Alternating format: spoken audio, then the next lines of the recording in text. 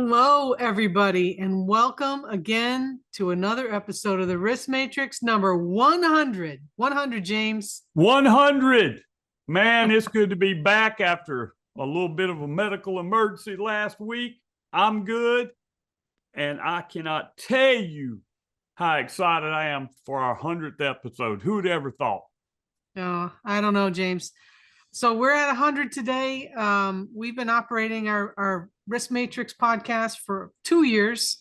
And we welcome everybody, our new listeners, our old listeners, to what is a really exciting episode for us, because we're going to go back and we're going to look at the very best of what we've talked about, our top episodes. We're going to talk a little bit about some of the guests.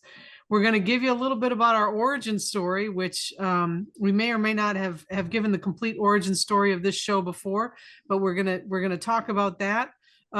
Just want to take a minute to give a shout out to Veriforce, who powers us every week, and to say that we're sponsored by the booth at ASSP that Veriforce is going to have at ASSP. James, what's the jingle for that? Contractor safety done. Come see us at booth 1201. I'll be there. And hopefully some of y'all can spit rhymes better than I can. But I'm just looking at our attendee list today, Dr. Martin. Some old friends I see are joining us. Chris Gafford, Carl Klein, Hunter Bradley, of course, and Michael Staggs. Look at there, man. That's Micah Staggs. Hope things are going well for you, Micah, over in Houston. But a lot of people that Bill Vandersand, hey, drop in the chat. Let us know where you're from. What's going on with you guys? And we thank you again for joining us today on our 100th episode. All right, so James, let's jump right in here. I do want you to mention, if you would, the fall protection training course that's coming out from Veriforce, because I know as we're sponsored by them, powered by them, we'd like to give them a little shout out about something new that's coming out. Yeah, absolutely. Coming up here in the second week of July, we will launch a continuation of our competency-based courses and fall protection training. You know, number one cause of death in construction, always in the top 10 of most frequently OSHA cited violations. When I do assessments and other members of the Veriforce team are out doing assessments, we always can find improvements where people are deficient in the actual fall protection training that they're giving. So fall protection training course, instructor-led training course, coming out, developed by Strategic Advisory Board member Chris Court, an expert in fall protection, and the Veriforce production team. So look for that coming up at the second week of July. So let's roll, James. Let's roll. Let's talk a little bit about how you and I met and how the origin story of the Risk Matrix, how we got started. You tell this a lot better than I do. So I'm just going to let you rip. Go ahead. Tell them. I've never been able to sleep like a full 8 hours. And I can remember one night I was up, I was outside, it'd been a long day, and I was just looking through podcasts, right? Walking around the pool, smoking a cigar. And I come across this podcast called The Safety Struggle by Dr. Martin. And I said, let me check this out. And it was the very first episode of your original podcast, The Safety Struggle. And I was just floored about the realness of the conversation that you were having about how difficult it is to be a safety professional these days. And some tips that you gave us. And I'm like, wow, this person gets it. And I listened to all your episodes. And next thing you know, I'm on the phone with you and I'm talking about opportunities to join the Veriforce Strategic Advisory Board. And while that was going, we decided to do our own podcast, right? The Safety Bites. It was something that was powered by Mariner Gulf back then. And people sort of liked the format and the conversation we had, and Veriforce picked us up. I guess you could say we were syndicated by Veriforce, and here we are today. Yeah, That was way back when, James, when I used to say everything that comes to the top of my head, it came right out my mouth, right? I'm a little bit Right, more controlled right. these days. I've aged a little bit more than I already was aged. So yeah, that's how James and I became familiar with each other, friends. James is now one of my closest friends and one of my most trusted colleagues. So thank you, James, for all the memories and all the memories to come. Well, I feel the same way, and it's sort of a neat to go from being a fan to a colleague to a friend. But I've really enjoyed working with you on these episodes. We've had a lot of tremendous episodes, great guests, got into a lot of different discussions that we hope, at least I think I speak for you, benefits our audience listeners because we do it for you to help improve your safety practice, your safety management system, and in all of our efforts to bring workers home safe from high hazard jobs. But I think we got an announcement to make, Dr. Martin, about a giveaway that we're going to give for our 100th episode. So we promised, James, we've been promising this for weeks. We have one $100 gift card for one of the listeners today, and we'll announce that kind of halfway through our show. We're going to talk about the top 5 shows and some favorite guests of ours, and somewhere in there, we're going to have our crew here randomize some names. Send us the name of the person that wins that $100 gift card live today. If you do win it, make sure that you get back to us with where to send it. And then we also have some swag. I know that some of you had some swag that we had from Veriforce delivered to your address. We got some pictures of that. I think that we're going to use on social media. Thank you, Carl Klein, for sending that in. So we're going to have some other giveaways as well, but the big one is the $100 gift card coming up soon. So let's jump into it, James. Okay. Number 1 episode of our 99 previous episodes was what? Paper safety is not real safety. Our very first episode. That was number 1, right? And it is number one. Most viewed across all of our platforms is our very first episode. Paper safety is not real safety. And, you know, I'm passionate about that. And I think you are as well. You can have the best policies in the world. You can have the best written job hazard analysis. But if it's not making it to the people in the field, it's really useless. Yeah. Right. Yeah. And in fact, I think it's almost counterproductive because it gives people a false sense of security. We see this a lot in assessments that we do when we have. Carl just called it TP. That's it. There you go, TP, Carl. We see this in a lot of assessments that we do where people have gone and they've checked the boxes and they've said, hey, we have this. But when we go and talk to workers in the field, they have no clue of what we're talking about. They haven't been trained. They don't have these resources. So, you know, evolving from paper safety to real safety speaks to the organizational culture of a company, in my opinion. Yeah, I mean, I think it does. I think in a maturity kind of a platform, right?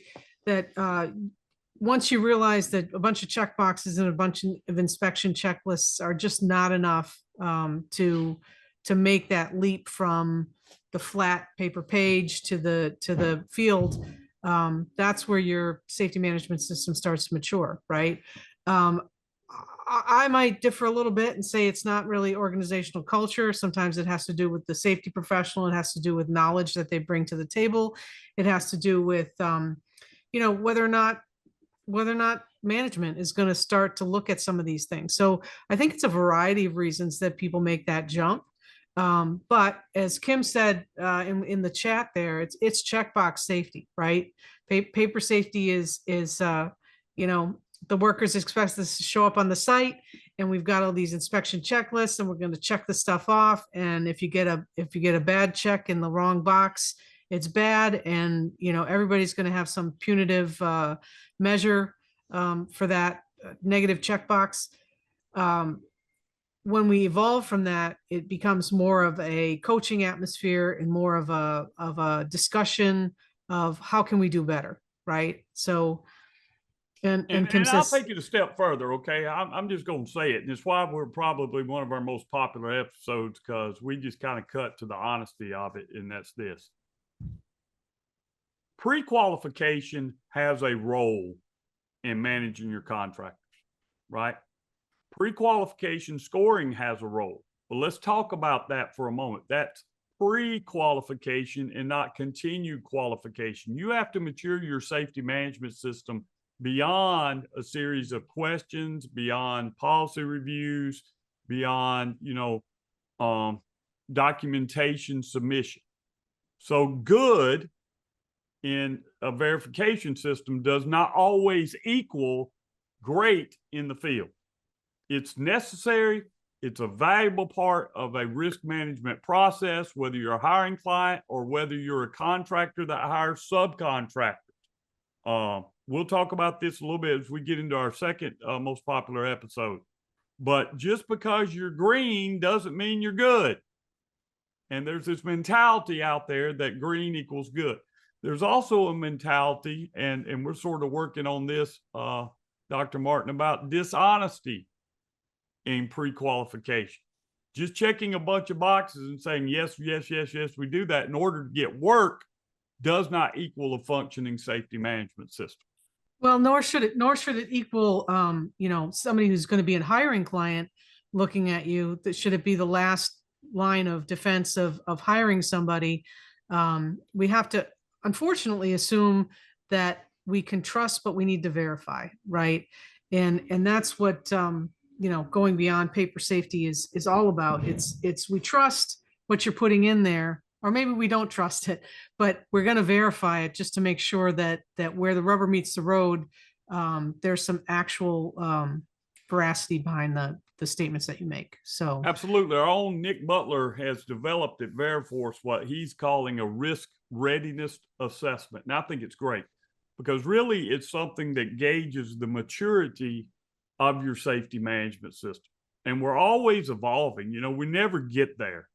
Safety is a practice, right?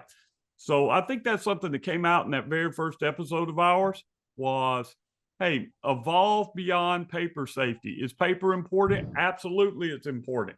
Because anyone that's gone through what we talked about in episode 2, how to prepare for an OSHA inspection, finds out very quickly, if you don't have proper documentation, what that really means, right? it didn't happen, as Kim says. Didn't happen. Okay, let's move on, James. You said episode 2 was preparing for an OSHA inspection. It wasn't. That was actually episode 65, which was our That's number right.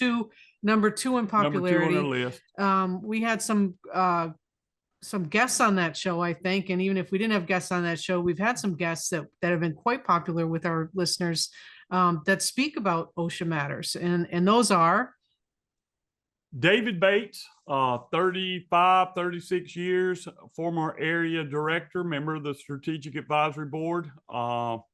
Great guest, very, very knowledgeable in how to prepare for an OSHA perspective from an OSHA standpoint.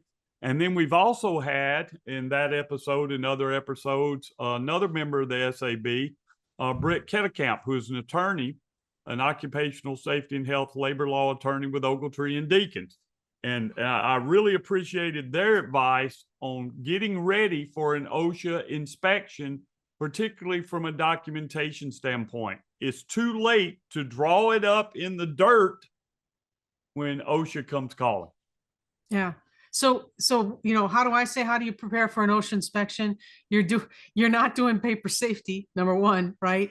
You're actually doing the work beforehand. That's the best way that you can prepare for an OSHA inspection is to do the work beforehand. The work is identifying hazards, putting corrective actions in place, doing those walkarounds, looking to make sure that you're complying with the regulations as much as you can. And as a safety professional, that you're very knowledgeable about what you're looking at. Are you, if you're in the construction standards, are you in the general industry standards? A lot of time people think they're in the construction when they are in the general industry. So knowing what you're looking at, preparing for it in advance by doing the work, right? So now let's talk a little bit about, because this is kind of your bailiwick, James, because you do a lot of litigation work, as do I, but you do a lot more than I do. How do you tell I mean, obviously hindsight is 2020. How do you tell your clients to prepare for an Well, OSHA one of the inspection? things that we pointed out in that episode, and advice I give my clients, and this seems a little bit counterintuitive to what we just said a minute ago about paper safety is not real safety, but paper safety helps keep us aligned with a plan, right? The first thing in being proactive and preparing for an OSHA inspection is having a written policy and procedure on what we're going to do when OSHA shows up or any other regulatory body, right? I'm sorry, James. I got to interrupt you real quick here. Jamie says, "Try not to put lipstick on a pig." Am I a pig? No, but I think what he's talking about, or she's talking about, they are talking about, is don't put lipstick on a pig. Don't try to sugarcoat what's going on, because OSHA knows. Oh, they've heard it before. They've heard it before. And we've done webinars on this. We've done multiple episodes on preparing, but I think it begins with sitting down with the management team, with the operational folks, and having a plan in place so that we know what we're going to do and we look organized when OSHA shows up. Like, it should not take you weeks to come up with your policies, your procedures, your training records. OSHA requires you to be able to produce your OSHA 300 logs within 4 hours. I mean, if you can't produce your OSHA 300 logs within 4 hours, you don't seem very organized, right? So that was some of the tips that came out of that episode. Other tips that came out of the episode was documenting what you give to OSHA. When OSHA asks you for documentation, right, make copies of it, have records of it. We like to email it to them. So we have a timestamp of exactly what we gave OSHA when we gave it to OSHA. So look, OSHA enforcement is offered a valuable incentive for people to do right by their employees. We're not anti-OSHA on this podcast. Without OSHA, I would shudder to think what the lives of Really would go on in the like, workplace. right? Yeah. What the injury rates would be, what the fatality rates would be. But again, when they're doing an inspection, they're out there to look to see if you have violations. And so be prepared. OSHA Field Operations Manual was something that came out of that episode. If you're I think we did a whole episode on that, James, but we probably mentioned it. Yeah. I remember we did a whole episode on that now. If you're listening to us today, go back and check out episode 65 and download the Field Operations Manual. Now, it's a huge document, but chapter 3 is your friend. That's going to tell you what OSHA can do, what they can't do, what your rights are, what your responsibilities are in an inspection. Great. Thanks, James. Let's move on. All right. So that's number 2. I just want to give a shout out here. I'm hearing from our back end people that support us that we've got some gear to give away. So if you hear your name, and hopefully they'll put these in the chat as I call them out. If you hear your name, make sure you reach back out to us or reach back out to Veriforce and let them know where to send this stuff to. So here we go. We got 3 people. Jamie Smith, you won some gear. Roll Tide. Debbie Gonzalez, you won some gear. And Paul, and I'm going to say hers. Hopefully I said that right, Paul. So Jamie Smith, Debbie Gonzalez, and Paul Hertz, you've won Veriforce gear. And we'll be getting that out to you if you can send us your information. So let's move on, James. Number 3, episode number 3 in our lineup. 3 on our list was episode 52. Elevating your safety career. Now, I'm a big proponent of elevating your safety career, right? Constant learning, developing that learning mindset, which makes you not just go and get your CSP or your CHST or whatever you're grasping at. Certainly go for those credentials when you're ready and qualified to go for credentials. But the learning mindset goes beyond getting credentials, right? It goes beyond getting a degree in safety. Those are important things, but we're practice meets, learning is where you start to look for courses that enhance those things that you already know, that you look for new and up and coming ideas that are being put out there, that you're connecting with other people when it comes to mentoring and finding out about different industries. So elevating your safety career is all about being in a learning mindset and looking out for what's the next best thing? What's the next best thing for your company? What's the next best thing for you? How can you integrate both of those so that you both benefit, both your company and yourself, from that information that you're gathering? I remember you said this in that episode, and it stuck with me, right? Certification and education cannot hurt you, but it doesn't mean everything. Stay humble. Right? It can Stay humble. it can hurt you if that's the only thing that you do. All right. I'm a proponent of education, as you are, but there was a time in my practice I didn't have a degree in safety. Okay. I didn't have all these letters behind my name. I was still practicing safety professional. I had the desire to learn, right? Yeah. And I think sometimes once you achieve certain accolades and certifications, you can forget where you came from. One of the smartest and most influential safety professionals in my life has been Richard Emberling. I was just going to say Richard Emberling. And Richard Emberling doesn't have a degree in safety. He doesn't have a CSP. He's just got 55 years of bringing workers home safe from high hazard jobs. All right. That's an education in and of itself. So stay humble and realize you can still learn from other people. We can learn from anyone. Just because you have achieved a certification doesn't mean the learning stopped. I like to think of safety as a practice. We're always continuing to learn. We're trying to get better. There are new techniques out there. But that's not the human instinct. The human instinct's this. I set a goal, I achieved the goal, and then I achieved the goal, right? And that's a very dangerous thing in education and in safety. When we achieve a degree, we achieve a certification, we go to a class, that once we get that certificate that, hey, we've achieved and we've reached the mountain and it stops. And you see this in life, man. This is why teams don't repeat championships. Oklahoma, I know we're both big softball fans, right? The Oklahoma Sooners. They were going for like their 5th straight national championship.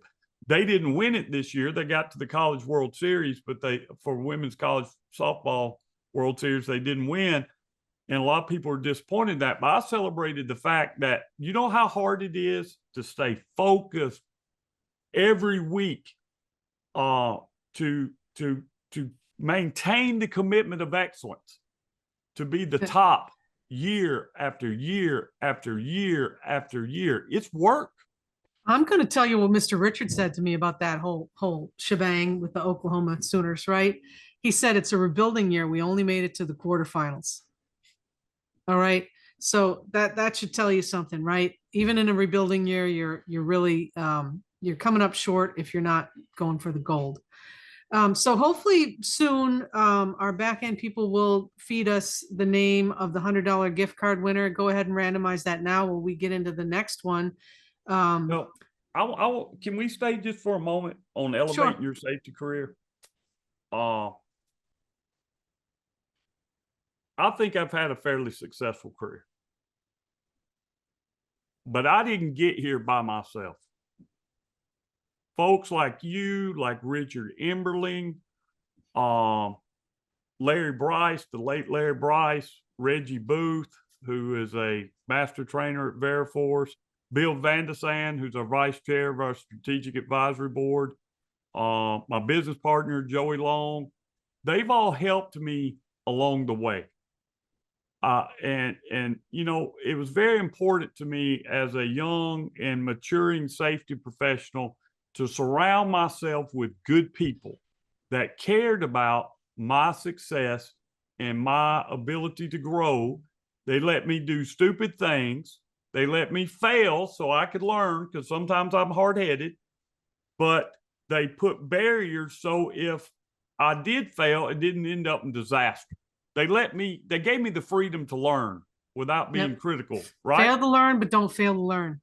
So if you want to elevate your safety career, I would say surround yourself with good people.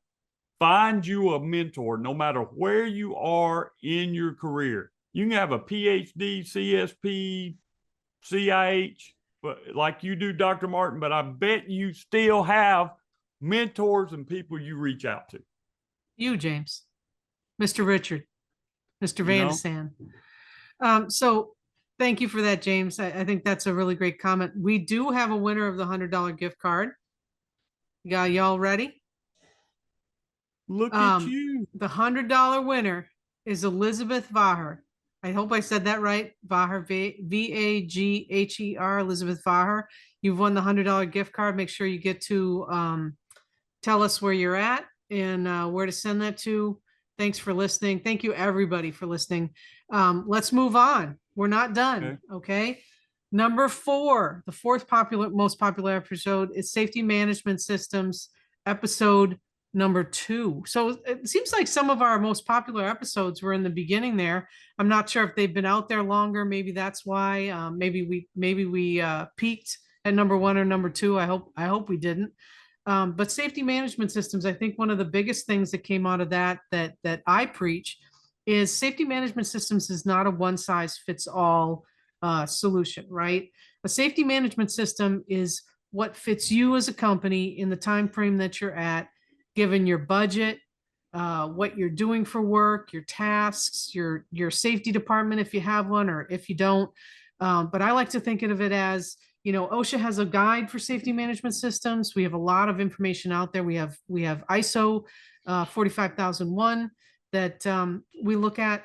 But what really it comes down to is, where are you at in your growth? Where are you at in the growth of your company, the size of your company, et cetera, as to what your safety management system entails? What are the components that are in that? And how far can you go to improve your safety management system given the constraints that you're faced with? I remember it was a light bulb moment for me in my career. And if you've been following us for any length of time, I've said this about 1 billion times over these last 100 episodes. I was taking a course in advanced safety management systems, and the textbook was written by Fred Manuel, and it was an examination of Z10. So shout out there, Paul, Z10. And ISO 45001 had either not come out yet or it just recently come out. There wasn't really a combination of those standards. But as I went through and read that book as part of our course study, it was so powerful. I bought that book because this is where I learned and the light bulb clicked. Hazards are best controlled in the design and planning of work. It is too late once the folks get out there in the field, as qualified as they are, to start thinking about hazards and controls. And I see this a lot in incident investigations. I see this a lot when we're doing assessments or looking at people's JSAs or JHAs. We're depending upon all the people in the field to list all the job steps, identify all the hazards, put all the controls in place. And hey, if they can do all that, we don't need anybody on this call. We don't need safety professionals. We don't need managers. All we need is somebody to dispatch them to the site and send out invoices and make deposits, right? Well, let's roll that back a little bit, right? Because we want to make sure that we're not going the other way and having safety professionals write all that stuff up and then just giving it to them and sending them to the field. Okay. Because that can go the other way too. And I've seen this Well, happen in a lot of I safety agree with management that. systems. I agree with that. But what I've seen more happen is nobody's thinking about hazards in the planning of the work, but they're really critical of the guys once they get in the field and have an incident. Six So of one and half a dozen of the other, James, right? It's a team effort, right? it's supposed to be, as designed by OSHA and OSHA Publication 3071, job hazard analysis. It's supposed to be a team effort, right? But I'm just saying, as part of a safety management system, this was my takeaway from that, was we need to think about hazards and controls before we get to the job. Together, Right? right? I just did an assessment the other day that the job hazard analysis for the task was outstanding. But when we interviewed the workers in the field, they had never even seen it. They didn't know what we were talking about. So, like you said, it's a team sport. But I think that's another part of safety management systems, incorporating prevention through design. And Kim mentioned too, management of change, right? Throw management of change in there. That's a very important part of your safety management system, is how are you going to adapt when things go wrong? How are you going to adapt when you find a new hazard? How are you going to adapt and document that those things have happened and that you've mitigated them and you've moved on?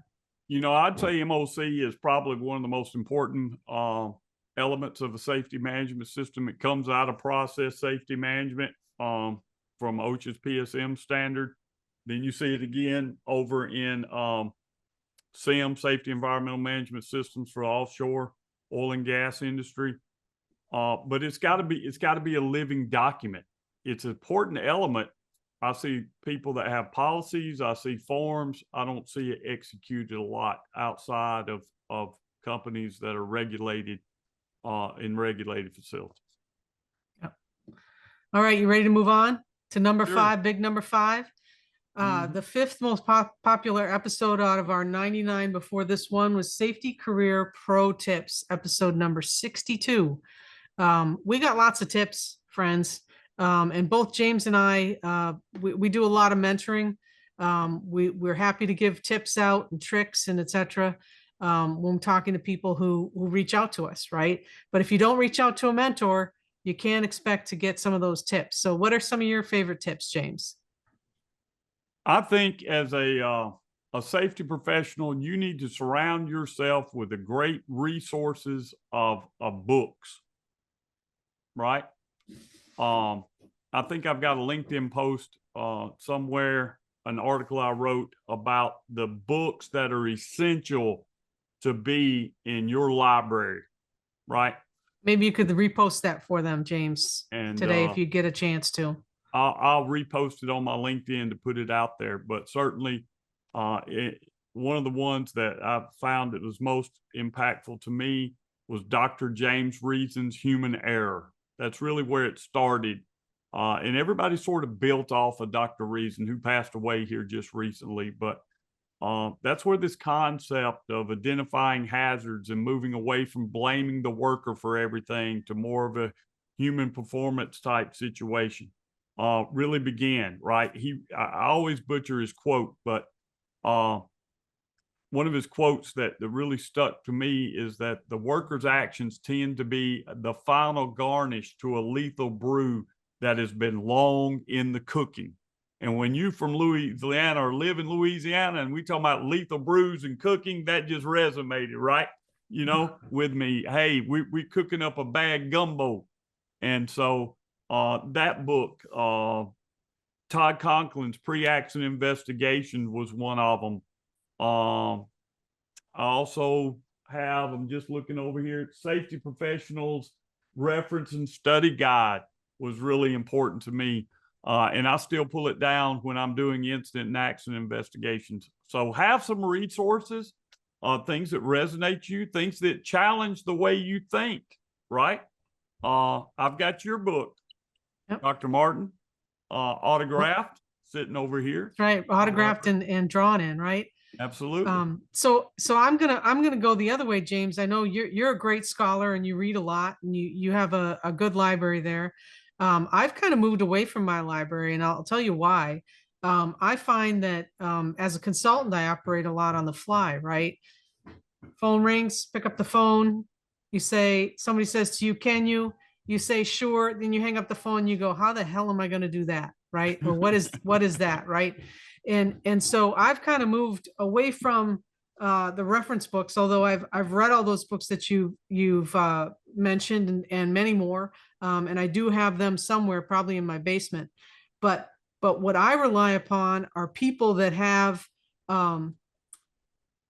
core competencies that are different than my own, right? I can't know everything. And I think that one of the biggest things that you got to realize as a safety professional, as any professional in any career, right, is that you do not know everything. If you have a strong humility, right, you can get through any situation because you know where your core competencies lie and where they don't, right? So as you go through your career, you should be a collector of friends, colleagues, people who know things different than you, and that you can pick up the phone, as Hunter says, because I've said this to Hunter before, phone a friend, right? Phone a colleague, somebody who can tell you something that you may not know, something that you may be curious about, and that they, right, be a scholar so that they can call you and ask you questions, right? So I'm not saying don't get the books. I'm saying read the books. I'm saying have the library, do your thing. But beyond that, you have to be a collector of mentors and people and colleagues that augment your safety practice beyond what you know. I agree with that. I'm definitely not an industrial hygienist. And in certain aspects, particularly when you're working as a consultant, that does a lot of incident and accident investigations. I'm not an expert on everything there is operationally related to every industry that's out here. I'll tell you right now, I'm not a machine guarding expert, but I've know people who are machine guarding experts. I'm not an industrial hygienist, but I know industrial hygienists. So you don't have to be in a, yeah, that's you. You don't have to be in a reactive situation of like an incident investigation to use these resources.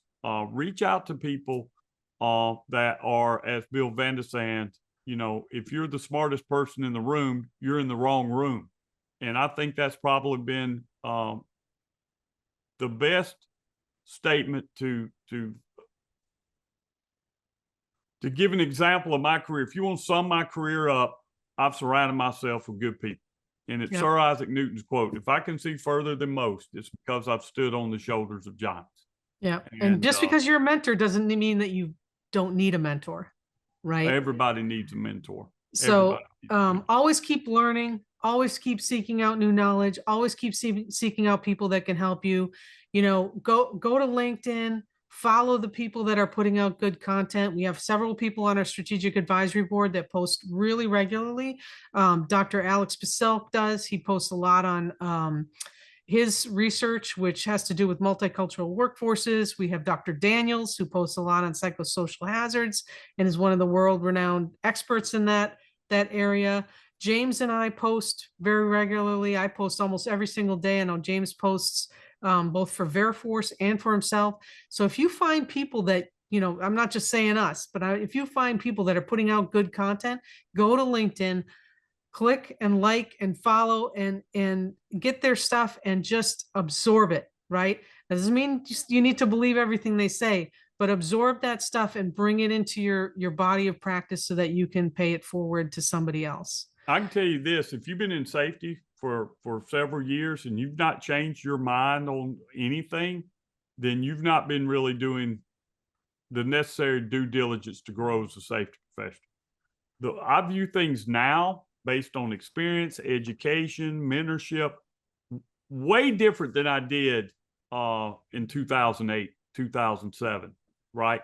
Particularly when it comes to theories related to worker behavior, safety management systems, system safety. I've really grown in that aspect. So look, safety is hard. The practice of safety is hard. I appreciate what safety professionals have to do, especially if you're a safety professional who is working, have family responsibilities, and going to school or studying for certifications. It is a lot. It is a lot. But frankly, that's the job, because our ultimate responsibility is to those workers that are entrusted in our care to get them home safe every day, to kind of co-opt Veriforce's mission from high hazard jobs. So I'm just gonna echo that, James. If you think mitigating risk, uncovering and mitigating risk is easy, you're not in the right career field, because it's not easy. It should be hard. It should be a diligent exercise. It should take up a lot of your time, and you shouldn't be sitting around and twiddling your thumbs if you're a safety professional. So if you're doing that, you're doing it wrong. So finally, James, let's move on. Okay. Who are some of our favorite guests? And I see on our list here that we've got Dr. Fred Sherratt, a friend of mine that I met through other friends. There you go, right? You meet people as you move along your way. Dr. Sherratt, total Spitfire, does some great research in the construction safety realm, and she was great, right? She's always got an opinion on everything, and we love to hear it, right? Who else? Michael Well, Bowman. I like to have, I'll give you some of mine. Bill Vandersand, one of the best instructors and greatest storytellers Speaker. of all time, came on and gave us tips about how to have effective training. And I always love listening to Bill talk, and how to incorporate experiences that you've had, experiences you've learned about in your training courses to leave an impact with a student. We all remember, not all the regulations, but we can all remember some type of story that somebody said, an example they gave that resonated with us, and that supports learning. Right. Michael Bowman. Michael Bowman.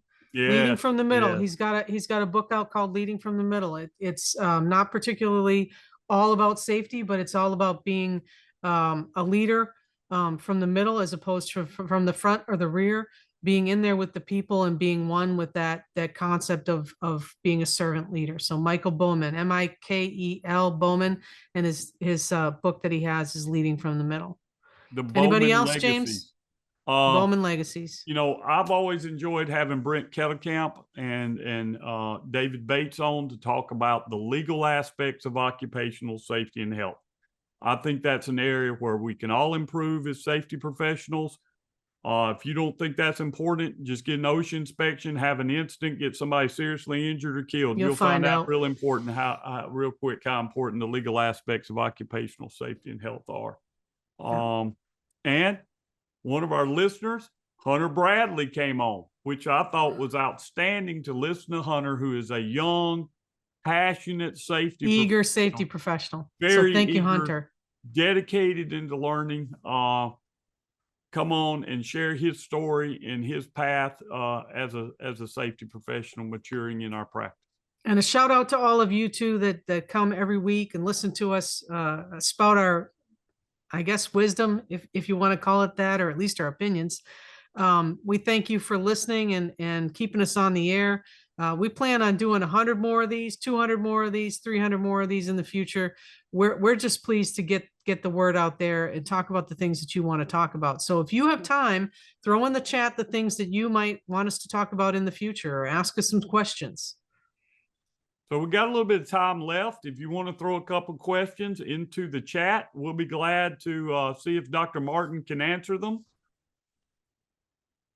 We might not get them. I know that we've got a lot of participation from people going through this, but if you can go ahead and throw those in the chat. I know we didn't give you much time, but as we close out the show, I just want to remind you guys to like and share when you see something that pertains to the risk matrix, so that we can get the word out. We get more listeners in here. Tell your friends, as James likes to say all the time, your mama wants you to listen to the risk matrix. You need to tell them their mama wants them to listen to the risk matrix. Like and share our posts. Go to Veriforce's YouTube. Watch us live. Go ahead and download our episodes. We now have 100 of them with this one. And subscribe to our channel. We're on Spotify, Apple Podcasts, anywhere that you get podcasts. Go ahead and log in and be a part of our community that we're growing. James, you want to take us out? Yeah, Kimberly's got a question I'd like to try to answer before we go. What's the best way to pre-scan a company to ensure they have a good safety culture, team, and leadership that supports safety? What to watch out for? Find out who they've worked for in the past and talk to them. Okay, that's a good place to start. Find out what their experiences were with them. And look, Veriforce has a technique called the deep dive contractor assessment, which I think is outstanding. It's kind of outside the pre-qualification, but it blends auditing with consulting from that type of methodology where you don't just identify problems that people have, you also give them consulting from a consultant standpoint, opinions on how and recommendations on how to improve. A key component of that is talking to the people who actually do the work. So that's sort of post after an award's done. Perhaps it's part of the interview process and pre-screening of a company. If you can talk to some of the employees, some of their field people, to better understand about safety at the tip of the spear, I think that's an excellent way to pre-scan. So Paul wants to know how he finds me on LinkedIn. You can look up Logan Martin. Go ahead and follow me there, or I'm going to give you my email address in case anybody wants to get to me via email. It's L as in Logan, F as in Frank, Martin, PhD@gmail.com. You can go ahead and hit me up there. I'll send you a link to my LinkedIn if you can't find it. Love it if you follow me, Paul. Anybody else wants to follow me, that'd be great. Follow James. He puts out some great content. Follow Veriforce, please, because they are the ones who make it this all possible. We appreciate everybody watching the show.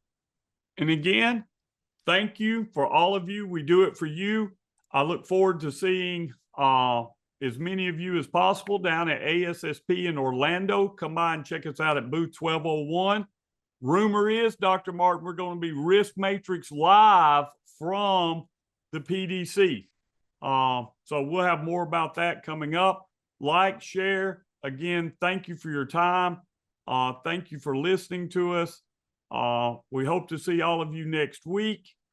And roll tide. Roll Tide.